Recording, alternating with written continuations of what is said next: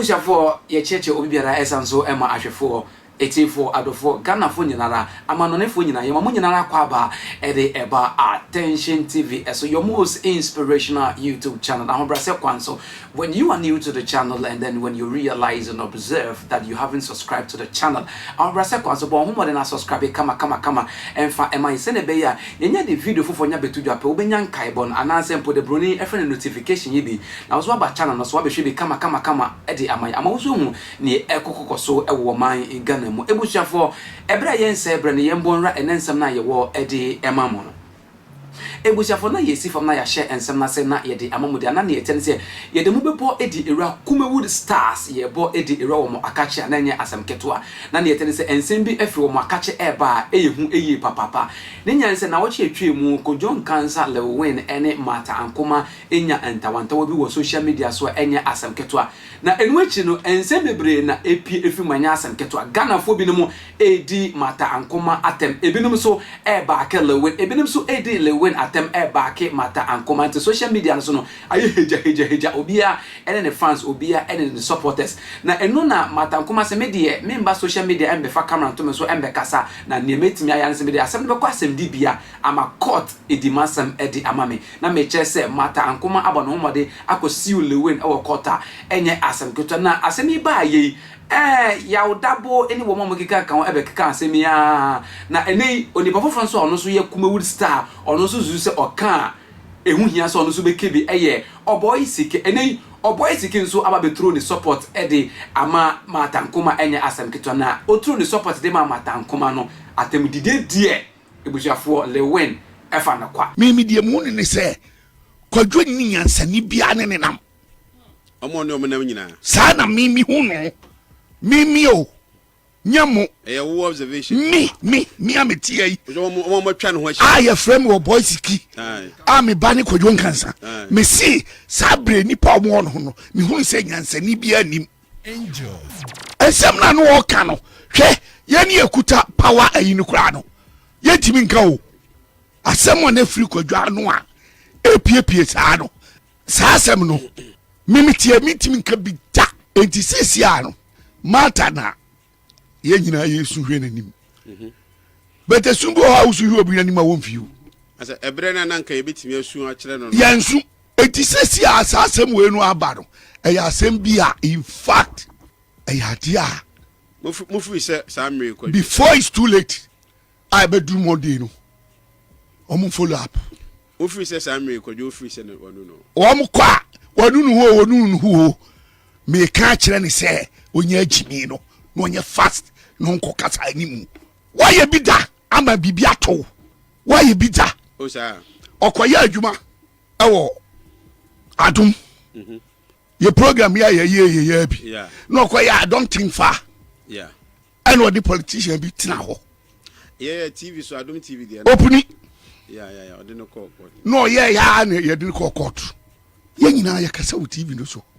ye nko court there because evidence na ye adwuma etiga ne dia me dia me hu se Kwadwo enani kine ya omu hu gan no na omu mpanyimfo a omu di akira a omu ya ade no omfa chawpa enko because what dia e chawpa kwa saa niema we ya yasiunu no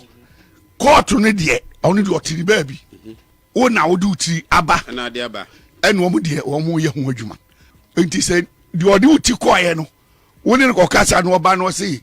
me na nka bigi se mi nyanye ne mum de mpeso ye mami nia omu nya ne tem na onyi ni sa mu mu su ama ne bia no ano ohun ni se enya se bia ono ohun ni se case bia sa ohun ni se case o ohun ni se case o enya fe se obese even at all 1 billion kura wo na akoye 50 iya Kwadwo no onhye da nim kasa ahụ ena onya obi so a obetimi akasa ama no oni obi a okasa ma no oba balewe oba ha ye ne di nkowa onim kasa wo dabi wona hu ni saa oba studio de ne kasa dabi wa nko deep akọ deep na yes o born mfia no ye dey niema be piepie no enye papa obeyi niema piepie rough enti So ba now da kwa ni mu na the comedy some any ade no nya interview me tie oni ko bi ani asem me te me ho wo ka de opɛ o de ne ho Oboy Siki me mu nipa bi aso wo wiase on me so obi aho wo wiase obi a case wo ye hwan wasem ba me ka me nsuro otimi nya ohwe because after all city for no mo manyini chem no mo nkran kumasi ha wo mo a no manyini no nyame adum wo ma wu Oboy what I say etimi bibia me ye bia minim dia me ye dey me ye afeyemra Kwadwo management so aha wo mo frɛ obi oye road manager wo mo frɛ ni manager obi oye PA wo mo frɛ ni manager so enye sa na tie ebra ne ye boban no ye wo road manager enti mu amu no ya fa mu as a PA mu na mu hwe ne ma so ni ade no mu ni adwen kura ye de manage ade Nigeria experience bi ani mu enti ese so o sake san go foni na modi se wo ye manager because me to buy me manager here more than 10 so but the ordinary year manager now o ma me use me use me sika SK man me ni ye adwuma 8 years me tita krade me na me ye bibia o no fa ho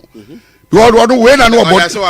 dance na no obo etu onu no wo so beje band am beji a ni caprice enyere